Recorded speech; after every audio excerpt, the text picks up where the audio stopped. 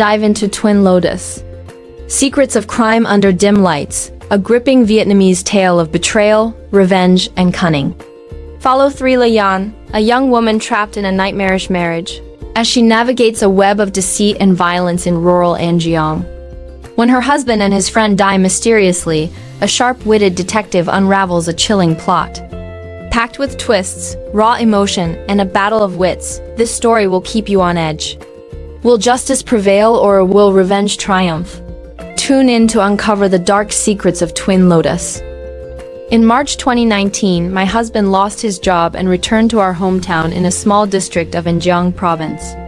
From then on, he became lazy, doing nothing all day and succumbing to gambling addiction.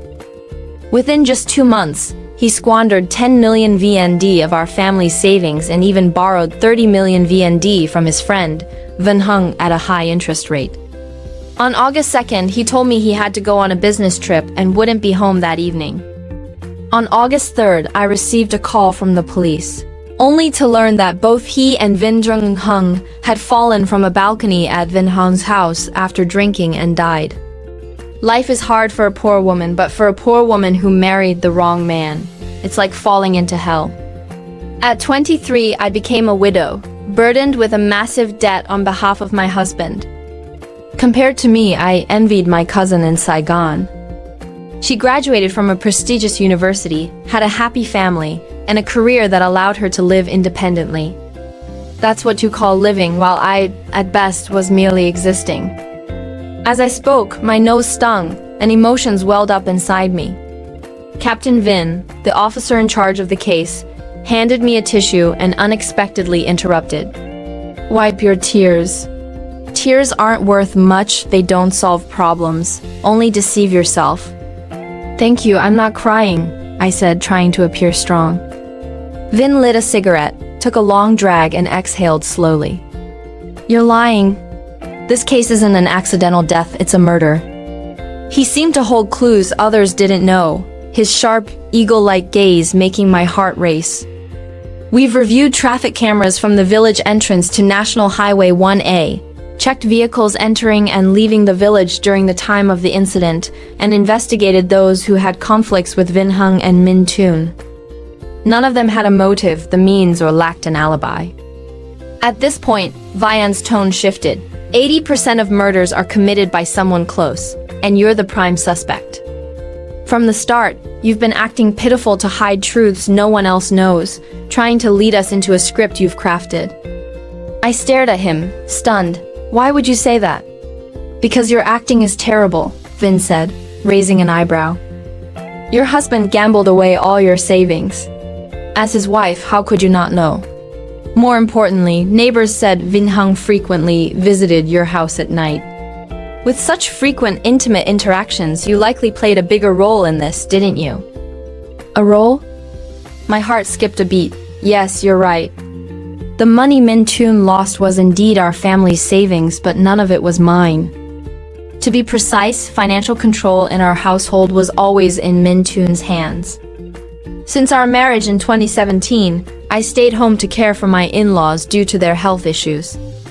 Besides occasionally doing odd jobs in town to earn extra money, I, being in a weaker position, had no control over the money Minh Tuan earned. Văn Hùng did come to our house often, but they never discussed money or gambling in front of me. You're good at dodging responsibility, Vin sneered after hearing me out. I was a bit annoyed. I'm telling the truth. The truth? You said Minh Tuan was on a business trip, unaware he was drinking with Văn Hùng in the village. So you weren't at Văn Hùng house. Vin suddenly pulled out a bottle of liquor and a disposable cup sealed in an evidence bag. This bottle and cup were found at the crime scene. The fingerprints and saliva on them match yours from when you were first summoned on August 3rd. Vine's gaze was icy. With clear evidence, don't even think about denying it. Looking at the evidence on the table, my body trembled uncontrollably. In that moment, I felt like prey caught in a trap, fear overwhelming my mind. Yes, that night, I was indeed with them. I suddenly looked up, eyes red, staring at Vin. But I didn't kill them. One was my husband, the other his friend. I had no grudge against them. Why would I kill them? No grudge? Vin smirked mockingly. He pulled 2 sealed phones from the evidence basket. You're familiar with these phones, aren't you? Seeing them, I froze. Panic surged, as if a secret was about to be exposed, like ants crawling from my heart. Your expression confirms my suspicions, Vin said emotionlessly, starting to read the messages. Let me borrow your wife for a bit, and we'll settle the debt. Her skin is so smooth. The humiliations I tried to hide were now laid bare by Vin without restraint. Panic and shame made me clench my teeth, my body shaking with surging emotions. Enough! I shouted angrily, interrupting Vin. In my rage and humiliation, I slowly lowered my head like a turtle retreating into its shell. Each word cut into my heart like a knife. I clenched my fists, knuckles whitening with intense hatred. After a while, like a deflated balloon, I bowed my head under Vian's unwavering gaze. I confess. On September 6, 2018, I got married. This marriage was far from what I had dreamed of. After marrying, I often thought, if I had finished high school, with my grades I could have gotten into a prestigious university in Hanoi, Ho Chi Minh City, or Da Nang. Then met my true love on campus, dated, graduated, worked, and grew old together. How wonderful. Sadly, that wasn't my fate. Because my family was poor, they could only afford to send one child to school. As a girl, I wasn't considered. My younger brother became the one they poured their resources into. In the Mekong Delta, patriarchal values run deep. Many families believe educating girls is pointless. Sooner or later, they'll marry, and any knowledge gained only benefits another household. So, before finishing high school, my parents forced me to drop out. Then, I was sent to relatives in Kando to work and earn money to support my brother's education. My dreams of soaring high shattered, and I became a laborer in Kando. When I was 21, my parents tricked me into returning to An Giang, claiming they were ill. They arranged a marriage for me with Min Toon, a man from a neighboring commune. If I refused, they threatened to drink pesticide and kill themselves. Under the pressure of their threats, I had no choice but to comply. They used my dowry to fund my brother's startup. He pursued his dreams, while my wings of ambition were cruelly clipped by my parents. I went from light to endless darkness. September 6, 2018. After marriage, due to my in-laws' health issues, I stayed in the village to care for them. I became a housewife, dependent on handouts from a man. My mother-in-law's medical visits required money, and our household of 3 couldn't survive without it. Every time I called Min Toon for money, he scolded me for not being frugal. He complained that he gave me 3 million VND last month. How could it be gone in just a month? 3 million? Was that a lot? My mother-in-law's monthly medication cost 2 million, leaving 1 million barely enough for our living expenses. To make ends meet, I even took odd jobs in town. I accepted the traditional marriage model: men handle external affairs. Women managed the home and devotedly cared for my in-laws.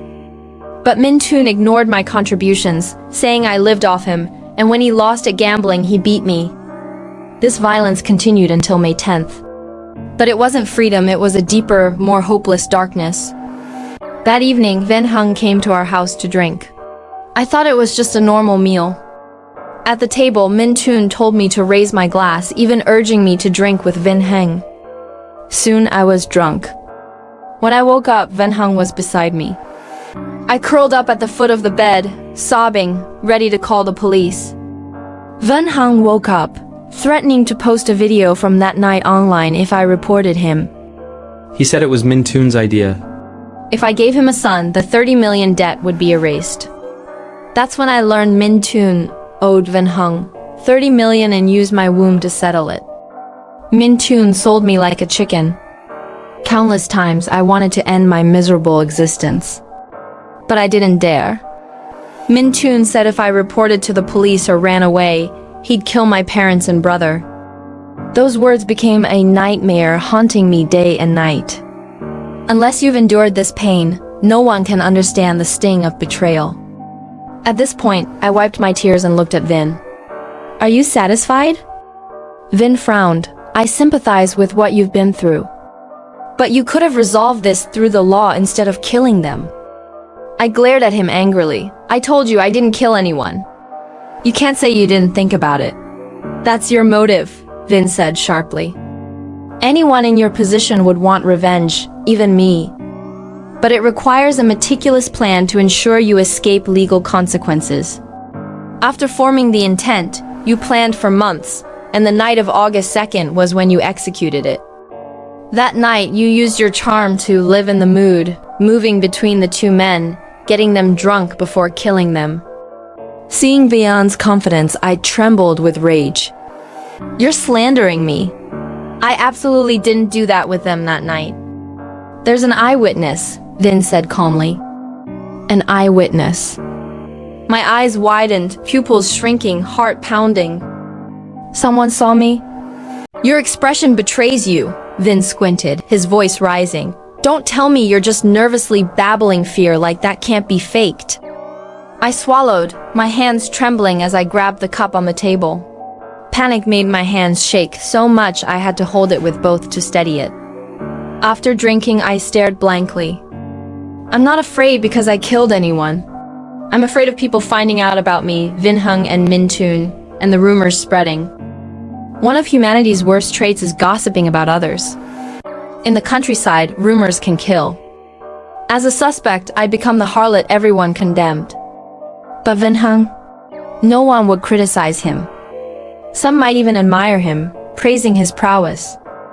Meanwhile, women like me, even just talking to a man a bit more after marriage, would be slandered.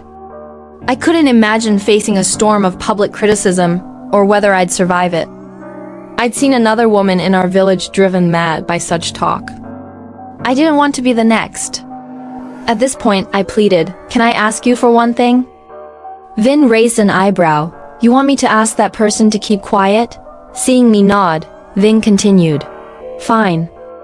But you must honestly confess how you committed the crime.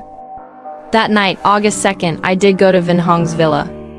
But I didn't kill anyone, I quickly clarified, seeing Vian's skeptical look. That evening, after dinner, Min Tun told me to call Vin Hong to borrow money. I refused at first, but he threatened my parents. I had no choice but to comply again. Around 8 p.m., I messaged Vin Hong on Zalo, arranging to meet for a late-night meal. He was in a neighboring district, so we agreed to meet at 9:30 p.m. at his newly built house at the village entrance. That night, at 9:28 p.m., we arrived. The two-story rural house had just had windows and electricity installed, still unfinished. He locked the door and led us to the rooftop. Oddly, the beer he bought wasn't the usual Saigon beer they drank, but dark beer high in alcohol, very strong. I asked Vin Hong why he switched beers that night. He didn't answer. Instead, he told Min Tun he could lend money, but I had to go with him for 2 days. Min Tun refused. I was surprised, my numb heart stirring slightly. But I didn't expect his refusal wasn't out of affection for me. He was seizing the chance to raise the price with Vin Hong. How foolish of me to hold unwarranted hope for a heartless man. Min Tun demanded 5 million. If Vin Hong lent him that, he'd let me go with Vin Hong for a few days. He called it borrowing, but it was selling. He didn't care about my feelings or where Vin Hong would take me. He only wanted money, and I was the goods to get it. Vin Hong was furious, and they argued briefly. Afterward, they drank in silence, and Vin Hong told me to leave. Not wanting to stay, I went downstairs and left. At this point, Vin looked up at me. What time exactly did you leave? Around 9:55 p.m. The house didn't have staircase lights yet, so I used my phone's flashlight to go down. Vin frowned as a young officer whispered something to him, handing him a phone. The autopsy report shows the time of death between 10 p.m. and midnight. You left at 9:55 p.m., right around the time of the incident. Vin smirked, a strange, triumphant smile. You calculated the autopsy time to create an alibi. Too bad human plans can't outwit fate. You must have forgotten the camera at the grocery store at the village entrance. It records all activity on the main road to the house. That road is the shortest and has streetlights. Unless you were doing something shady and took a longer route, you'd pass it within 3 minutes. You left at 9:55 p.m. No matter how slowly you walked, if you don't appear in that footage before 10 p.m., your alibi is fake. An unhappy marriage, being sold and assaulted, that's your motive. The crime scene only had your fingerprints and saliva besides the victims, that's your evidence. The weak image you crafted was to gain my sympathy and misdirect me. One lie requires 1,000 more to cover it. Once I expose your final lie, let's see how you deny it. Vin slammed the table, leaning close to me. One more thing, the eyewitness was a fabrication. Like you, people can lie, but cameras can't. Facing Vin's eagle-like gaze, I felt suffocated, as if someone was choking me, panic making my scalp tingle. I'm not lying, I stammered. Vin leaned back. Compared to your panicked testimony, I trust this surveillance video more. He confidently opened the footage, focusing entirely on the screen. I clutched my shirt, awaiting judgment. Seconds ticked by, the silence amplifying my anxiety. Then Vin spoke. Where did you go after leaving the scene that night? His question made me break into a cold sweat, like a balloon deflating without bursting. I wasn't lying. My panic stemmed from fear that if the camera didn't capture me, I'd have no way to clear myself. Clearly, Vin saw me in the footage, and my statement matched reality. Due to his earlier aggression, Vin brushed past this awkward moment. I went to the eatery at the village entrance. Why? To eat. Lies upon lies, Vin glared. There was food and liquor at the scene. You ate there, then went to the eatery for a bowl of pho, clearly to mislead us. I was shocked. If I were as clever as you say, would I have been toyed with by 2 men? Without waiting for Vin's reply, I continued. That night, the food Vin Heng prepared was all spicy. I can't eat spicy food, so I went to the eatery for stir-fried pho. Vin rolled his eyes. You think I'll believe that? But it's the truth, I said, annoyed. Officer, why are you so convinced I killed them? They weren't killed by you. Vin shook his head, pointing to the phone.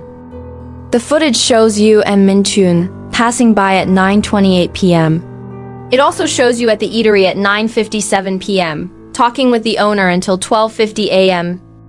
Relieved to finally clear my name. But Vian's expression made me realize I was too naive. They were definitely killed by your accomplice, likely a man.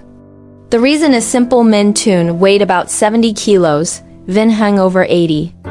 A woman couldn't carry them. You were clever, using the camera to create an alibi. You knew that only by securing yourself could you clear your accomplice. Don't play games with me. The people you could rely on are likely family, friends, or a lover. We can trace your social connections. If you don't want this spread, confess now. Vin slammed the table. Who is he? I flinched at the sound. There's no such person. You invented him to pin the crime on me, to close the case and take credit. If you don't believe anything I say, just charge me as the killer. Vin snapped. What's with your attitude? We work based on evidence. Until the truth is clear, we won't wrong the innocent or let any criminal escape. I scoffed. Your evidence, the footage proves I wasn't at the scene. Yet you fabricated a witness and now an accomplice to frame me. Is that what you call working based on evidence? Facing my question, Vin fell silent, handing the phone back to the young officer and whispering something. After the officer left, Vin looked at me. I apologize for my earlier outburst. Seeing I didn't respond, he continued. You said Vin Heng and Min Chun argued over the loan. Could it be that after you left, their argument escalated into a fight, and they both fell to their deaths? Sensing his probing, I shook my head. It's unlikely, but Min Chun had a low tolerance for alcohol. If he was drunk, he might have argued with Vin Heng again. But that's not right either. When I left, they'd only had 1 beer each, not enough to get drunk. Vin asked, how many cases of dark beer did Vin Hung prepare that night? 1, I replied, remembering clearly. You're sure? I nodded. Vin slammed the table. Then why did we find 2 cases at the scene? I flinched. I really don't know. You don't? Vin glared. If you didn't buy the extra beer for them, who did? Before I could answer, the young officer returned. Captain, here's information on 3 Leon's family members. Vin took the file, flipping through it. After reviewing your family's records, I'm even more convinced you had an accomplice. Vin closed the file, his sharp gaze fixed on me. His look held a deeper meaning, like a cunning old fox plotting something against me. Your in-laws wouldn't help you kill their son. But what about your biological family? Like your brother. Your sister was bullied by her husband. After learning about it, your brother planned the murder. A plausible scenario, don't you think? Seeing Vian's mocking expression, I gave a bitter smile and shook my head. Your storytelling skills, you should be a writer. It'd be a waste otherwise. After the sarcasm, I said seriously, I don't know why you dragged my brother into this, but I can tell you. He's been in Kendo doing business this year and hasn't come back. Besides, my relationship with him isn't as close as you think. Vin frowned. Don't believe me, I said coldly. If you were me, would you be close to someone who indirectly stole your happiness? If not for him, I wouldn't be this miserable. My parents took my chance to study for him. They forced me to marry Min Toon for him. Without my brother, I'd have had a better future. Seeing my coldness, Vin was silent for a few seconds. Right, the cousin you mentioned, where is she? My cousin? Her image stirred my emotions, my hands on my knees clenching, trembling slightly. She lives in paradise. How could she care about me, struggling in hell? I reached for the cup, took a sip and sighed. Then I met Vian's probing gaze. Maybe you should investigate someone else? Vin probed. Who? Tu-ai Trin, I said. Van Hong's wife, I nodded. The liquor and snacks were prepared by Tu-ai Trin. And that night, around 11 p.m., I saw her biking to the new house. If another case of beer appeared, it must have been her. Vin lit a cigarette, inhaled deeply and exhaled slowly. Nam, we're short on staff. Summon Tu-ai Trin first. Nam, standing nearby, quickly complied. Watching Nam leave, I narrowed my eyes. Then I heard Vin continue. Did Tu-ai Trin know about you and Vin Hang?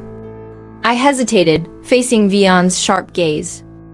Yes. If she knew, why didn't she stop you and Vin Hang? Vin asked. She didn't dare, I shook my head. Tu-ai Trin was as weak as I was. Forget stopping Vin Hung, she didn't even dare raise her voice to him. Otherwise, she wouldn't have been forced by Vin Hung to abort multiple pregnancies. The whole village knew. I heard people call her a barren sow behind her back. Ridiculous, isn't it? No one sympathized with Tu-ai Trin's plight. Instead, she was criticized. That's why I was terrified. If my situation with Vin Hung and Min Toon got out, I wouldn't receive pity but endless mockery. You said Vin Hung forced Tu-ai Trin to abort. Vin asked. I nodded, and he frowned. Didn't he want a child to carry on the family line? Otherwise, he wouldn't have targeted me, right? Seeing Vin nod, I smiled. He wanted a son, not a daughter. Each time Tu-ai Trin got pregnant, Vin Hung took her to an illegal clinic in Kendo for a checkup. If it was a girl, he'd drag her to the hospital to abort, regardless of her consent. Multiple abortions left Tu-ai Trin infertile. That's why Vin Hing targeted me. Vin, irritated, fell silent for a moment. If you confront Tu-ai Trin directly, would you agree? I hesitated for a few seconds. Yes. Thank you for your cooperation. It was the first time I saw Vin smile, a smile that reassured me. August 6, 11:20 a.m. Tu-ai Trin was summoned to the police station. Vin needed me to confront her, so he allowed me to stand outside the interrogation room and listen. Through the one-way glass, I watched Tuite Trin being questioned. I understood Vian's intent. He wasn't just asking for my help, he was testing me. He still suspected me. In Vian's reasoning, this murder was organized, planned, and involved accomplices. Perhaps in his mind, Tuite Trin was my accomplice. At that moment, the earpiece I wore crackled, and Nam began questioning Tuite Trin. After routine questions about identity and age, Nam got to the point. On August 2nd, from 10 p.m. to midnight, where were you? Tuite Trin, at the gambling den in the village. Nam, who can vouch for you? The people I was gambling with. Hearing this, I looked at Vin. He was looking at me too. Facing him, I shook my head. She's lying. Vin signaled me to keep listening. But someone saw you at the crime scene around 11 p.m. Surprisingly, Tuite Trin admitted it. Yes, I was there. That night, around 11 p.m., while at the gambling den, I got a voice message from Vin Hung on Zalo, telling me to bring 5 million to the new house. When I got there, he suddenly said it wasn't needed. Then I took the money back to our old house and returned to the gambling den. Nam, what time did you arrive, and when did you leave? Tuite Trin thought for a moment. I think I got there around 11:10 p.m. and left after less than 5 minutes. She continued without waiting for Nam's next question. Officer, was it that wench 3 Len who said she saw me? Nam slammed the table. Watch your words.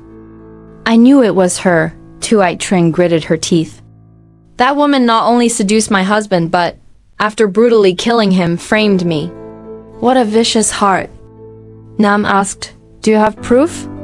Tuite Trin sneered. Who else could it be?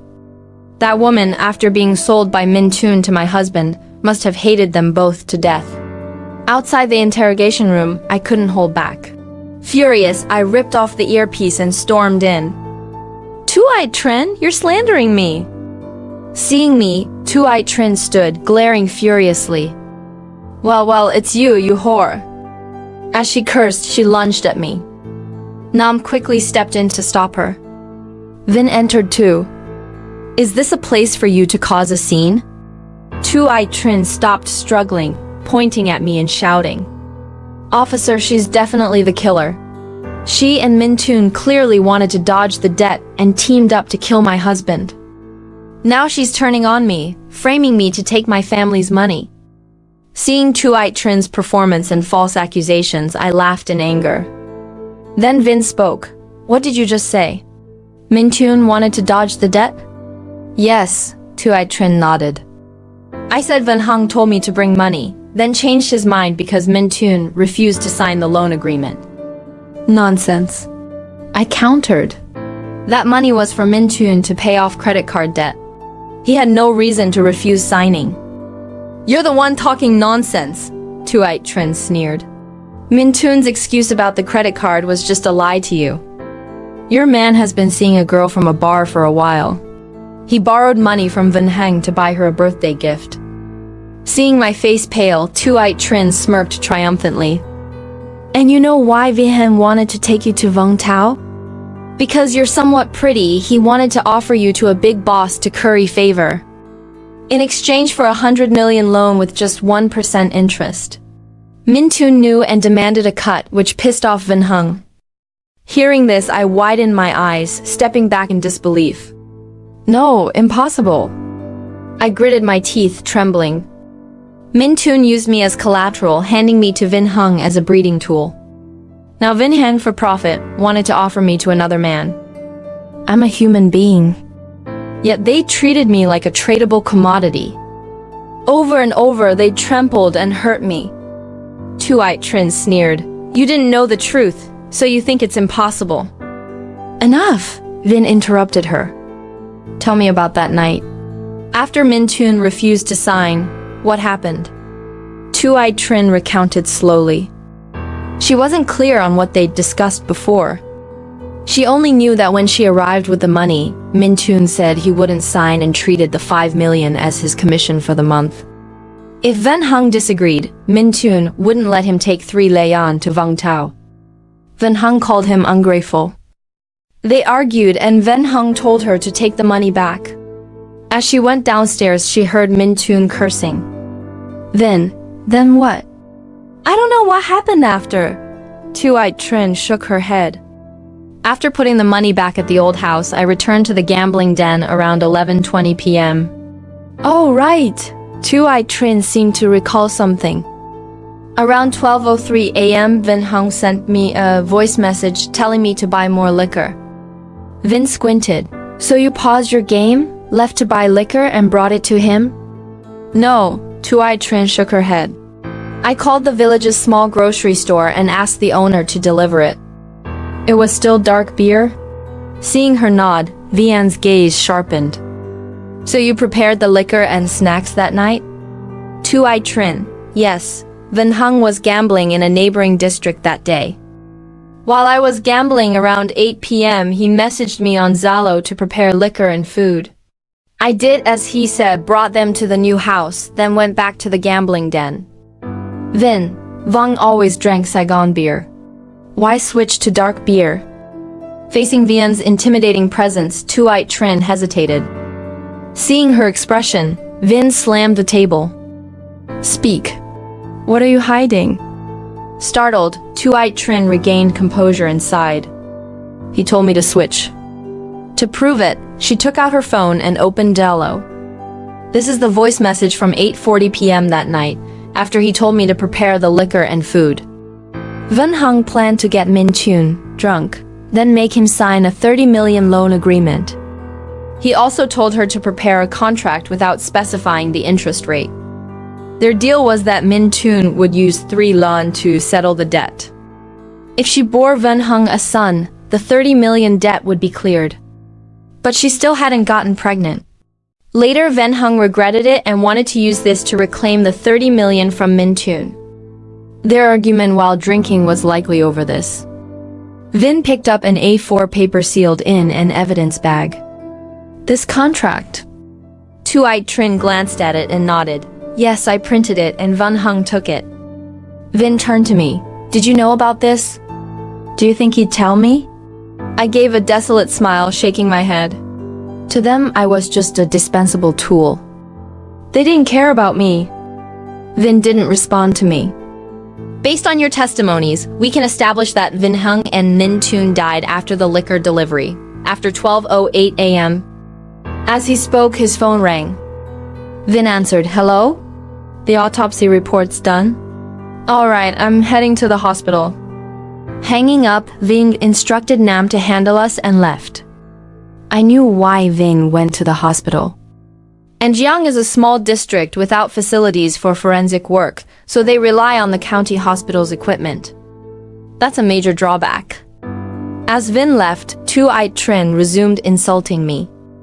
I didn't bother arguing, putting on my earphones and opening an audiobook app to relax. The Lover, my sister's standout program. Seeing how many people tipped and praised her, I was envious. Why did she become a beloved, talented broadcaster while I was a detained suspect? True to her name, 3Ha. Untouched by mud, pure and untainted. Standing tall, a gentleman's flower. Always advancing, proud under the sky. And me, 3 Lian, merely floating on the water, never rising, always dependent on men. Fate? My sister's voice was captivating, playing multiple roles. I'd immersed myself in this story countless times. Sometimes I felt like the story's heroine. Living amid betrayal and malice, stripped of dignity, bound by fate, discarded like a stray dog. Anyone could pick me up, and anyone could abandon me again. Like the heroine in The Lover, noblemen might spend fortunes for her beauty, but no one cared for her soul. At least she met a lover willing to die for her. Though it ended in tragedy, she tasted love's sweetness. And me? I gave everything to Min Toon, only to face repeated betrayal. I don't know what sweet love feels like. But through this marriage, I learned one thing. Women can't rely too much on men. They need their own careers. Only with financial independence can they control their fate. This is a police station, not your house, Two-eyed Trin mocked. I was annoyed, but looking up I saw Vian's silhouette past the window. As he entered the meeting room, he saw me putting away my earphones. "What are you doing?" I panicked. "Sorry, I have a habit of listening to the radio." Vin glanced at my phone screen. "The lover? Didn't expect you to be so artistic." I looked up at him. "I told you, if not for my brother, I might have gotten into a prestigious university." Vin nodded. "Who's the host?" "I'll give it a listen." I smiled. Twin Lotus, her nickname. Two-eyed Trin's mocking laugh rang out. "Prestigious university? You're just a rural housewife. Don't flatter yourself. Instead of listening to this, think about how to pay my family's debt. The 30 million Min Tun owed Vin Hung. Don't think you can dodge it." "Enough!" Vian's shout cut her off. I sighed in relief, looking up to meet Vian's gaze shifting between me and Two-eyed Trin. His eyes were sharp, wise, piercing through people, making my hair stand on end. "I know who the killer is." As I suspected, they didn't die by accident, they were murdered. His words made my heart pound. Two-eyed Trin looked panicked, her voice trembling. "Who killed them?" Vin didn't answer her. He walked to another chair, sat down and lit a cigarette. Smoke hurled from his mouth, veiling his sharp eyes, making his expression unreadable. This afternoon, I went to the hospital, revisited the crime scene, and combined it with the forensic autopsy report. And I found evidence enough to convict. He looked at me. "This morning, didn't you say I have a knack for storytelling? Want to hear a story?" Vian's confidence unnerved me. I swallowed. "Please, go ahead." Vin flicked ash from his cigarette and began in a low voice. "My name is Lan, 21, forced by my parents to marry a man I'd never met. This involuntary marriage shattered my dreams of love. After marrying, Min Tun was initially diligent. This gave me staying in the village to care for my in-laws, a flicker of hope for the future. But when he lost his job and returned home, my beautiful dreams crumbled, plunging me into darkness. On the night of May 10th, Min Tun got me drunk and delivered me to the bed of his creditor. From then on, I became Vin Hong's breeding tool. I hated their violence toward me, wanting countless times to kill them." "I told you she's the killer," Two-eyed Trin interrupted. "Arrest her! Shut up!" Vin snapped irritably. "If she's a suspect, you're not off the hook either." Two-eyed Trin was stunned. "Why?" "Because your hatred for Vin Hung is no less than hers," Vin said calmly. "Forced to abort repeatedly, leaving you infertile, he caused you physical pain and the agony of never being a mother. You dare say you didn't hate him?" "I did hate him," Two-eyed Trin said bitterly. "But not enough to kill him. If he died, who'd earn money for me? And my mother's monthly medical expenses came from him. That's the sorrow of those without earning power. Or rather, families cut off women's chances for independence. Without financial independence, we rely on men, becoming puppets they control." Vin didn't respond, lighting another cigarette. "Both of you have motives and strong suspicion." His words chilled me. I was about to explain when he continued. "Even Vin Hung and Min Tun aren't exempt." His sudden shift shocked me. Looking at Two-eyed Trin, who was equally incredulous, I hesitated. "Aren't they already dead?" "Yes, they're dead." Vin took a deep drag, his eyes gleaming. "But that doesn't rule them out as suspects." "Why?" Two-eyed Trin asked. "Money," Vin said slowly. "I investigated Vin Hung. A gambler like him frequented private casinos. Villagers said he'd been lucky the past 2 years. He won at least 100 million, likely with high gambling skills." "Isn't that how you got your 2-story house?" Vin asked. Two-eyed Trin stayed silent. Vin sneered. "Do bad deeds and retribution comes." Since you couldn't bear children, he looked to other women. His words made Two-eyed Trin tremble, her expression complex. Vin continued, "Until this year, when Min Tun returned. After some interactions, Vin Hung set his sights on 3 Lian, luring Min Tun into a trap. Under Vin Hung's deliberate guidance, Min Tun gambled bigger, accruing more debt. When Văn Hùng felt the time was ripe, he delivered the final blow. He proposed Min Tun use 3 lon to settle the debt by burying his son. Min Tun likely resisted. In late April, they clashed over the debt. Min Tun was beaten badly by Văn Hùng and his 2 lackeys. After the beating, Văn Hùng openly threatened him. If Min Tun didn't agree, he'd be beaten every time they met. Vin looked at me. "Don't say you didn't know." My face shifted and I gave a bitter smile, nodding. I knew Min Tun owed him 30 million. But I didn't expect Văn Hong's condition was for me to bear his child. Tuai Trin, silent until now, spoke. "By your logic, didn't Min Tun long plan to kill him?" Vin nodded. Anyone would have that thought. But Văn Hùng had numbers and power, so Min Tun, under pressure, complied. In the process, Văn Hùng likely made promises to Min Tun, like a slap followed by a candy. "You must know something about that, right?"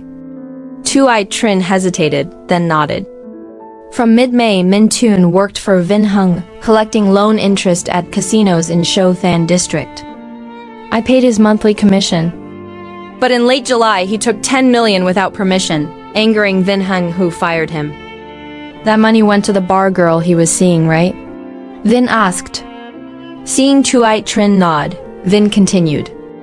That led Min Tun to borrow money from Vin and then through 3 Layan to pay credit card debt. They collaborated for profit, but conflicts arose over profit too. Based on your testimonies and other factors, here's what happened on August 2nd.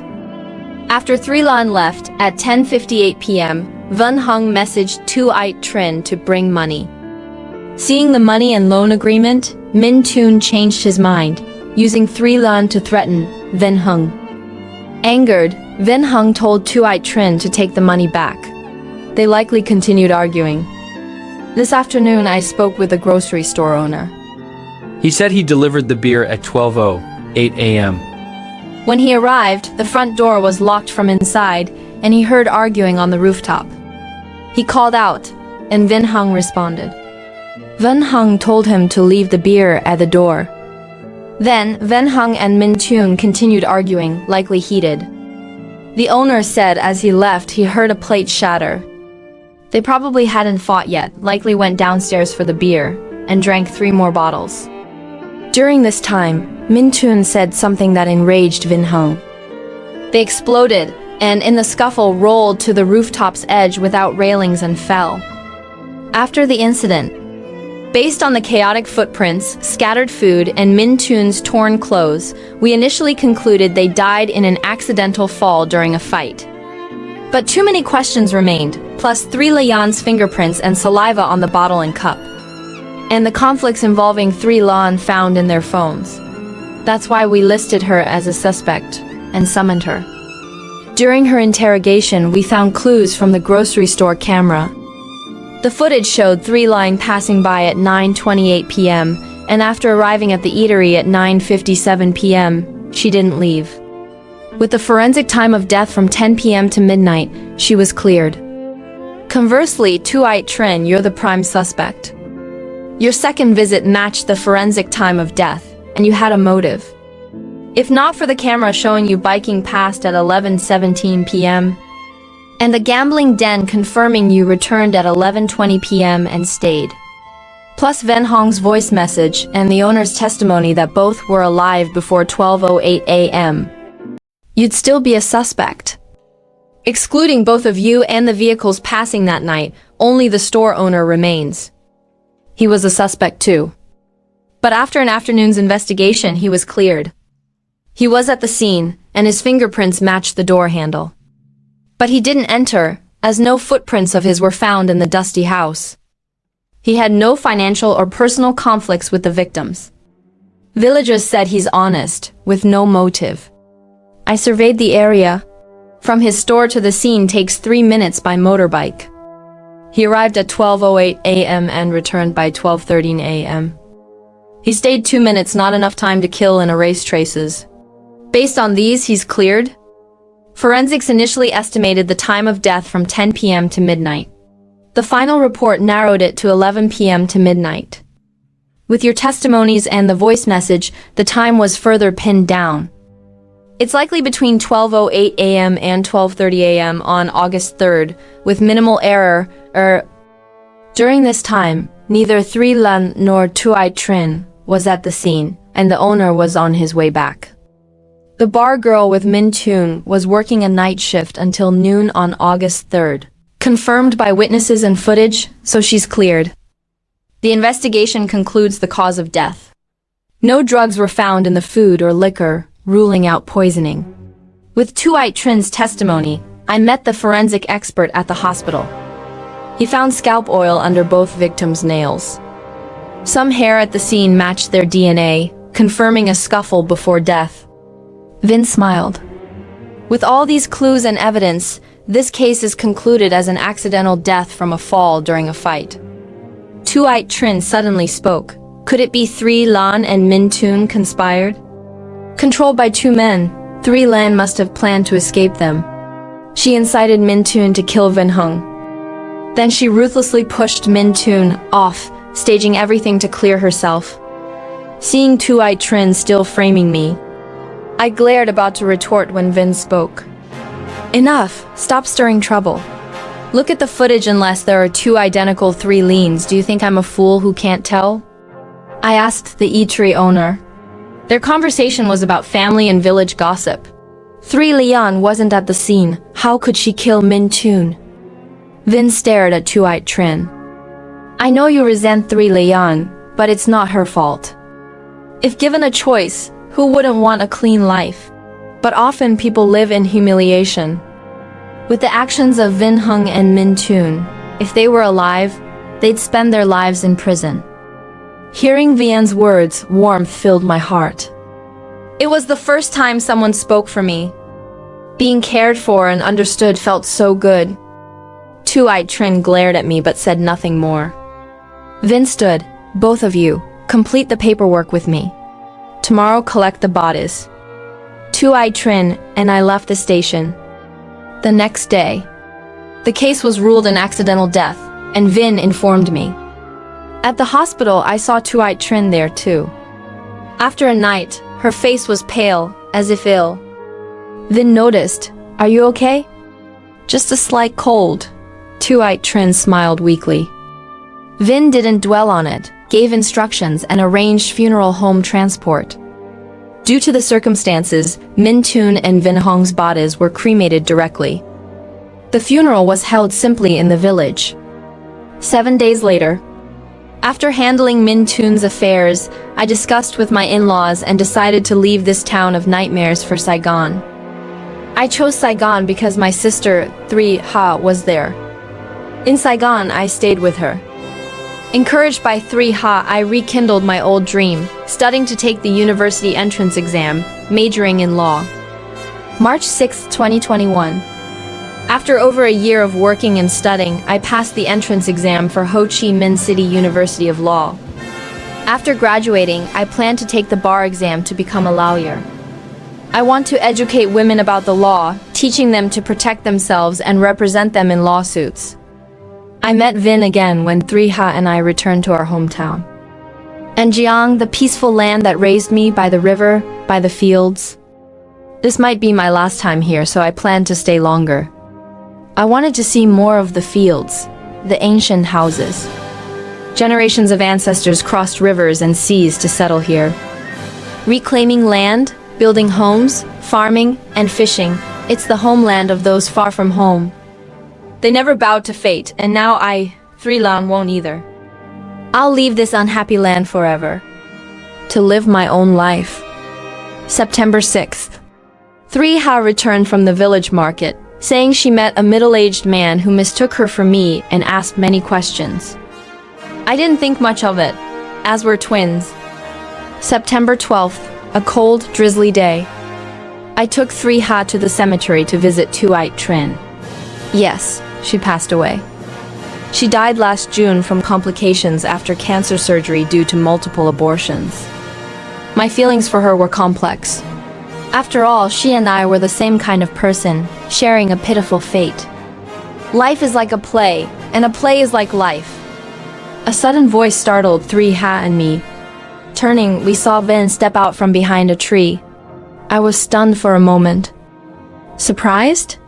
Vin held a briefcase, his face weary but his eagle-like eyes still sharp, staring at me and my sister. On September 6th, I passed through the village and saw your sister. I meant to greet her, but you two shocked me. I thought, how could two people be so identical, even as twins? With this doubt, I investigated and it kept me up all night. In my 15 years as a police officer, you're the smartest, most cunning criminal I've ever met. So the man 3Ha met was Vin. I don't understand what you mean, I said. Vin didn't reply, staring at us for a minute. Your sister 3Ha is a broadcaster, right? The lover program you recommended, I listened. Her voice isn't just good, she can mimic various men's voices. The heroine in The Lover feels like a rich girl. Honestly, you've tarnished my renowned reputation. Vian's eyes grew complex. Over the past few days, I wrote a story, my greatest obsession. I hope you'll read it and give me an answer to ease my mind. He opened his briefcase, pulling out a 10-page manuscript. I hesitated, then took it. Seeing the title, my eyes trembled, my hand shaking. The story's protagonist was me, 3 Leon. Title, Twin Lotus. Author, Vin Theng. Protagonist, 3 Leon. Supporting characters, Tuite Trin, 3Ha Min Tun Ven Hung. Reading the introduction, unease filled me as I turned the page. My name is 3 Leon. At 8, due to better household registration policies in town, my parents registered me and my sister under our grandparents' household. 2 years later, they had a boy. Our family couldn't afford 3 children, so they gave my sister to our childless second uncle. 3Ha's registration was transferred to him, while mine returned to my parents. From then on, my sister's life was blissful, mine tragic. As a child, I had no control. As an adult, my parents forced me to marry a stranger. After marriage, my husband, Min Tun, didn't strive, causing me endless pain. When he lost his job and got addicted to gambling, learning he owed Vin Hung 30 million, I felt the world collapse. Our family wasn't well off, and this debt, plus my mother-in-law's medical costs and our living expenses, was a mountain crushing me. I considered divorcing Min Tun, but my kind in-laws made me abandon the idea, bearing the gambling debt with him. But I never expected Min Tun to use me as collateral to Vin Hung to bear a child. Under their threats, I lacked the courage to report to the police. My weak personality, shaped by my upbringing, made me bow to fate again. I submitted to their authority, becoming a victim of their profit-driven exchange, living without dignity. That was my fate, and I accepted it. But those two beasts didn't spare my sister, 3Ha. On June 2, 2019, 3Ha flew from Saigon to Can, then took a bus to An Giang to visit me. I returned home late. By then, Vin Hung and Min Tun had completed their violent act. Like on May 10th, they used the same trick on 3Ha as they did on me. They dragged someone living in paradise into the hell they created. I hated these two men, hated why fate treated me this way, tormenting me and my sister. My sister was my only bright moon, everything I longed for in a good life. Now, they shattered it. That night, we sisters held each other, sobbing. 3Ha's broken state cut my heart. I wanted to report to the police to take those bastards down with me. But I didn't dare. Vin Hung and Min Tun surely recorded a video of 3Ha. If I reported, it'd become evidence, possibly leaked online. I couldn't risk 3Ha's honor. But I also didn't want her controlled by them, becoming Vin Hung's tool like me. In my rage, I chose the cruelest revenge. Killing them. I told my sister I'd avenge her, taking the blame if needed. 3Ha gripped my hand, her resolute, hateful eyes radiating a vengeful fire. After planning, we didn't act immediately. 3Ha returned to Saigon. She became my shadow. To avoid attention and police suspicion post-crime, we chose August 2nd for the plan and ceased contact. But that wasn't enough. Our strength alone was too weak. I approached Tuite Trin. I knew she lived miserably, beaten and humiliated at will. Forced to abort repeatedly, she was infertile. The prolonged mental and physical torture left her broken, with cancer. After becoming friends, I asked if she hated Văn Hùng. She said she wanted to kill him for making her unable to be a mother, living like a dog. As a dying woman, she joined us. On August 2, 2019, 3 took a motorbike taxi from Saigon to An Giang. Raised by our second uncle, a master of voice modulation, 3 learned the skill and became a broadcaster. This was the plan's most intricate link. In An Giang, to avoid notice, 3 hid in a prepared spot, not entering the village. During dinner, I deliberately mentioned Minh Thuon's credit card debt, luring him to borrow from Văn Hùng. I messaged Văn Hùng on Zalo about the loan.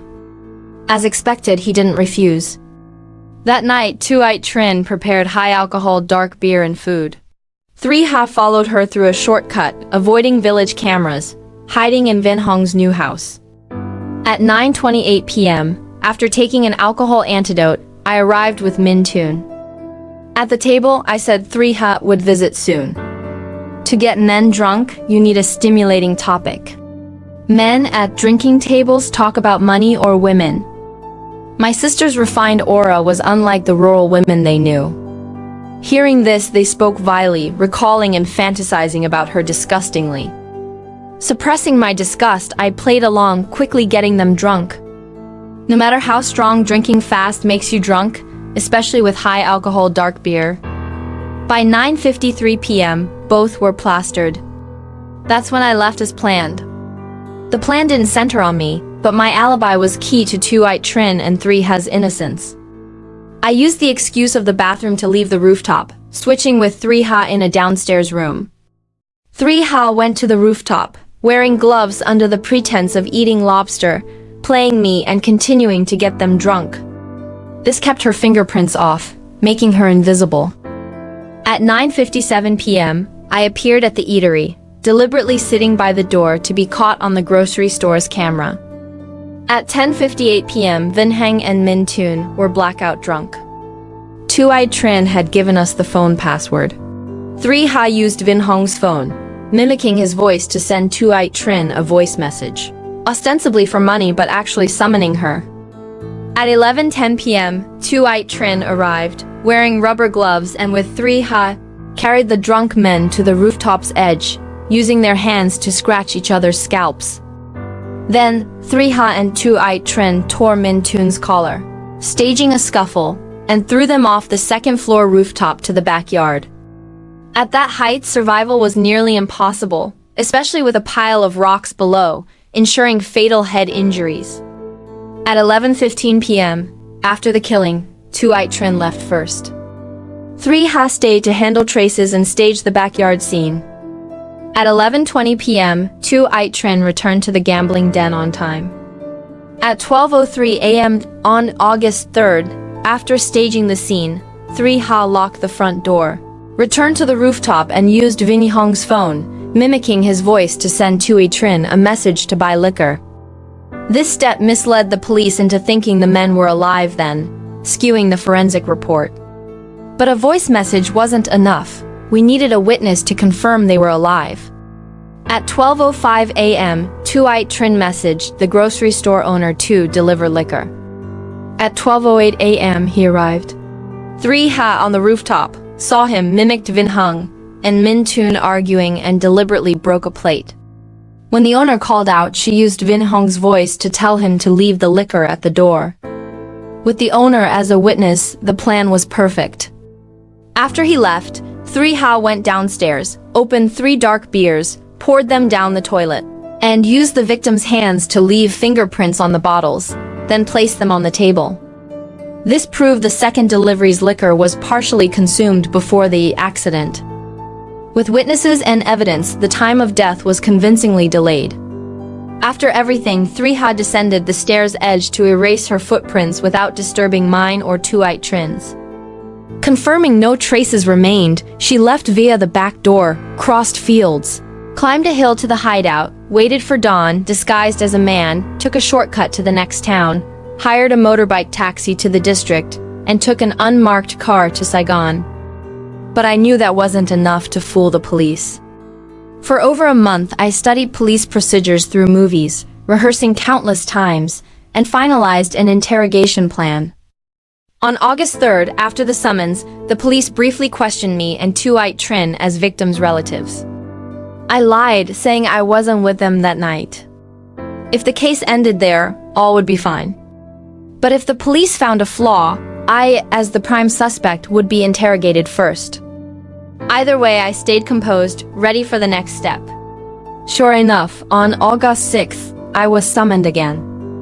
I maintained a weak, pitiful image, recounting my misfortunes. Though Vinh exposed my lie about not being at the scene, it was within my expectations. But when he said someone saw me, I truly panicked, fearing they saw what happened inside. If true, I'd never escape. I quickly said my panic was about my reputation being ruined, unable to live in the village. This wasn't a lie. Women, especially rural women, have low status. Gossip can kill. I crafted the image of a traditional rural woman, valuing honor, weak and oppressed by feudal norms. I wanted to plant sympathy in Vian's subconscious. He was half convinced, but I knew my seed had taken root. I had to admit my sordid ties with Văn Hùng and Minh Tuôn, creating a motive. I deliberately left fingerprints and saliva for Vinh to find my lie, establishing my presence. I set everything to make him suspect only me. When all evidence pointed to me, the grocery store camera was my weapon to escape. People love thinking they're smart, trusting their reasoning and evidence. Vinh was frantic to prove me the killer, thinking that proving my presence at the time of death would break my lie and solve the case. To pressure me, he revealed the forensic time of death before watching the footage. This matched my research time of death has a 1-hour margin of error. The footage completely overturned his reasoning. When someone disproves their own theory, they rarely trust it again. After seeing the footage, Vinh mostly cleared me. He fell into the framework I designed. At that moment, I'd won half the game. I controlled the pace, acting my script. Sure enough, Vinh, based on the men's weight, suspected multiple perpetrators. Early on, I mentioned my cousin, planting a psychological anchor. My goal was to make them think Thuy was my cousin. Our household registrations were shuffled multiple times. Without deep investigation or questioning my family, no one would know. If I were the killer, would I mention my accomplice? No. Vinh only saw the vast difference between me and my sister, increasing his sympathy for a weak woman like me. I created a shadow under the light. I knew if Vinh found no breakthrough with me, he'd investigate my connections. Using my image as a woman oppressed by a patriarchal family, I led Vinh to dismiss suspicions about my family. This diminished the importance of family clues, hiding Thuy's existence. Then I introduced a new clue, Thuy Trinh. As expected, Vinh decided to interrogate her first. Misdirection succeeded. Unexpectedly, Vinh let me eavesdrop on her interrogation. I stormed in, disrupting it and signaling Thuy Trinh. This act cleared her suspicion. We planted fingerprints on the second beer case, adding the delivery detail, making Vinh think the time of death was delayed. This gave Thuy Trinh a perfect alibi, with Vinh personally clearing her. Of the four, at the scene, Thuy Trinh and I were cleared. Finding the killer would end the game. Thuy Trinh's image as a crude, foolish woman made Vinh underestimate her. Who'd think a rural woman could plan a complex murder? This also triggered Vian's instinct to protect the weak, making him trust me more. Words alone weren't enough. I needed Vinh to connect to the evidence. So, during our heated argument, Thuy Trinh slipped, revealing the financial conflict between Văn Hùng and Minh Tuôn. This led Vinh to the loan contract on the body, reinforcing their motive for a fight. I guided Vinh to find the nail evidence, further supporting his theory. With the owner's testimony, motive, evidence, and witnesses aligned. Finally, Vinh concluded, Văn Hùng and Minh Tuôn died accidentally in a fight. And we three perfectly escaped. Thank you, dear listeners, for tuning in. Subscribe to our channel to not miss the next exciting story.